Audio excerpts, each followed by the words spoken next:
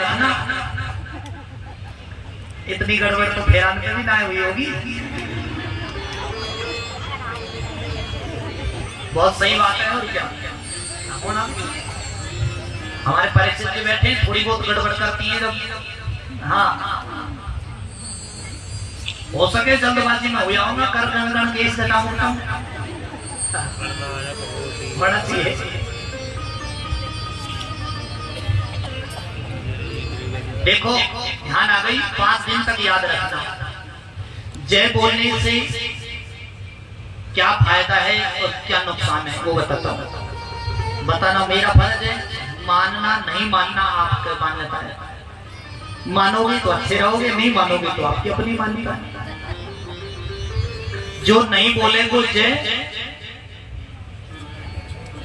ध्यान देना। हाँ पीछे वाले हो, ध्यान दे लेना, दिख रहा है मुझे। जो नहीं बोले वो जय वाकई छोरी होगी है। अच्छा अब मैं पूछ लेता हूँ, ईमानदारी से हाथ उठाओ, उठाओ पीछे वाले। कौन कौन चाहे छह छोरी हो जाए?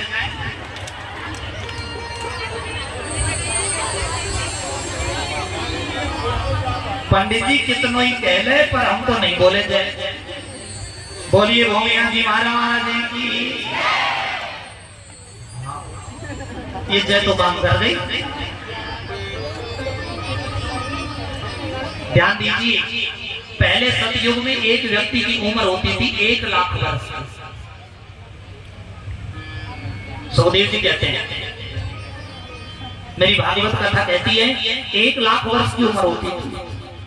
सतयुग के बाद में जब त्रेता युग आया, एक व्यक्ति की उम्र हो गई 10,000 वर्ष की। और उसके बाद में कौन सा युग आया? द्वापर युग। 10,000 में से एक जीरो फिर हट गई। 10,000 में से एक शून्य हट गई, कितनी बची?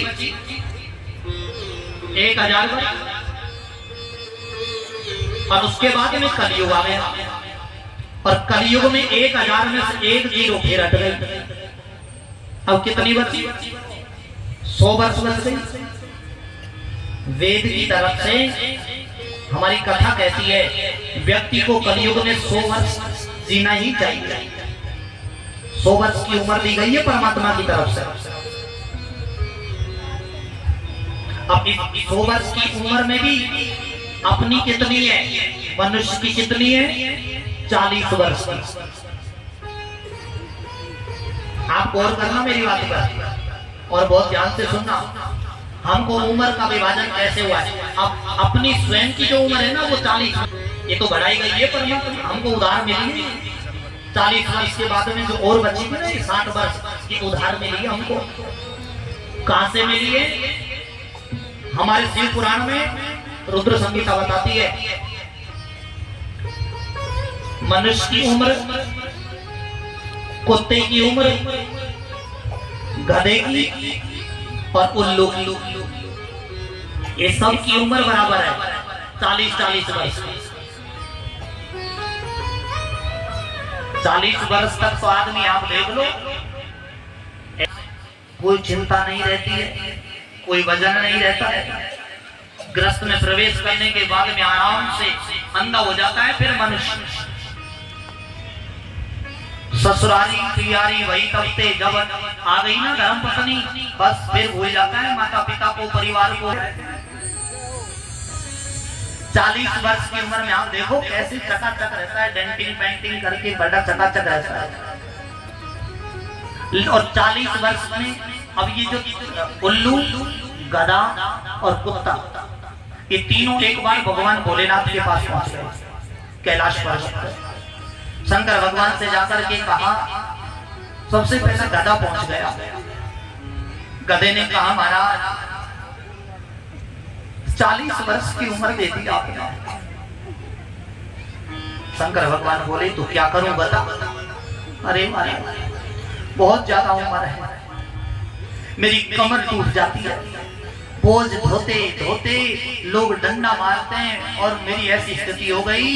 ये भोलेनाथ, शंकर भगवान ने कहा क्या करूं? बोले आधी उम्र कर दो, ज्यादा नहीं चाहिए।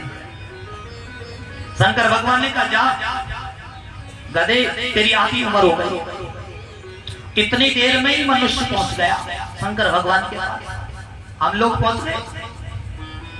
भोलेनाथ, शंकर भगवान ने कहा क्या बात है भाई, कैसे आए? बोले महाराज सुनो, 40 वर्ष क्या होगा? 40 वर्ष में गुजारा ही नहीं होता है, कोई